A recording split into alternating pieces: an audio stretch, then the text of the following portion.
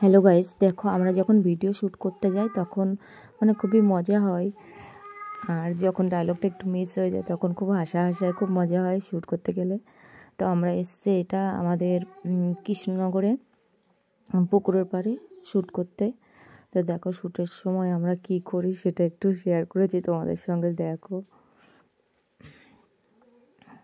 পুকুর পাড়টা খুব ভীষণ সুন্দর, পাশে ছিল এই যে ছাগলের বাচ্চা, এগুলো সব ক্যামেরাতে বন্দি করে নিয়েছি।